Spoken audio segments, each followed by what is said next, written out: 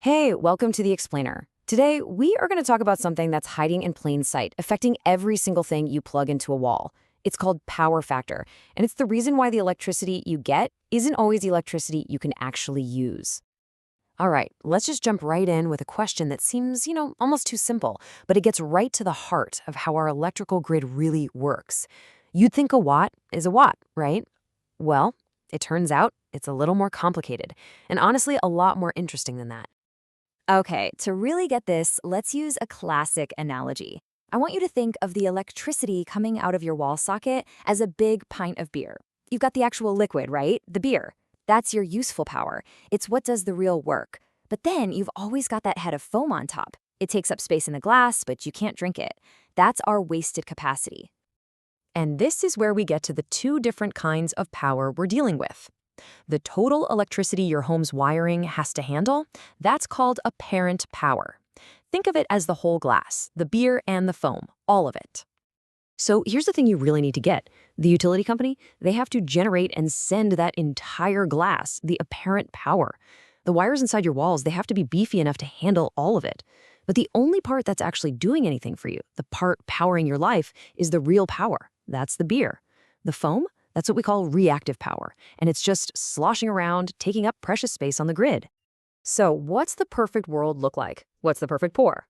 Well, imagine ordering a beer and getting a glass that's filled right to the brim with liquid, absolutely no foam. That's the dream, right? Not just for you, but for the power company too.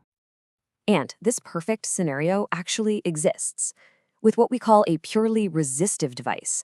Think of something really simple, like an old-school incandescent light bulb or a basic space heater. All the electricity it pulls from the wall gets turned directly into useful work. Heat, light, you name it. The electrical voltage and the current are marching in perfect lockstep. And when everything is perfectly efficient like that, we give it a score, a power factor score of 1.0. Perfect.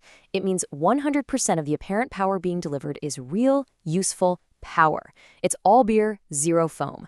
For the grid, this is the absolute best case scenario. Yeah, but let's be real. Most of our gadgets today are not that simple. They introduce all kinds of problems that create that useless foam, and a lot of the time, they do it by knocking the voltage and current out of sync. So how exactly does that happen? Well, in anything with a motor or big magnets, think of a fan, the current actually starts to lag behind the voltage. They get out of phase. It's kind of like trying to push someone on a swing, but your timing is all off. You're pushing, you're using energy, but you're not actually making the swing go higher. It's the same idea here. Current is flowing, but it's not delivering any real useful power. This out-of-sync energy, that's our foam. In the biz, it's called reactive power. It does zero useful work, but it's still pulling current. And get this, you could literally plug in a big enough magnetic coil, an inductor, and pull so much of this reactive current that you trip a 15-amp breaker in your house while consuming not a single watt of real power. It's just pure waste from the grid's point of view. Okay, so getting out of sync, that's one way to make foam. But modern electronics, they bring a whole new, even messier problem to the party. If the out-of-sync power is foam, this next thing, it's more like nasty sludge at the bottom of your glass. See, a lot of modern electronics with those complex power supplies, your computer, your phone charger, they don't sip power in a nice, smooth wave. Nope. Their internal circuits, these things called rectifiers that turn AC into DC power, they take these quick, sharp gulps of current, and it totally mangles the waveform into this spiky, ugly mess. And this distorted current, this is the sludge in our glass. It's just full of electrical noise and junk that doesn't line up at all with the useful power from the outlet. The only part of this whole mess that can actually do any work is the tiny fraction that still matches that original smooth wave. Everything else, it's just clogging the pipes. A compact fluorescent bulb, for instance, can have an absolutely terrible power factor, like 0.53 because of this. That means almost half the glass is sludge. So if we put all this together, we get the official definition. Power factor is really just a simple ratio. It's the real power, the beer, divided by the apparent power, which is the whole glass.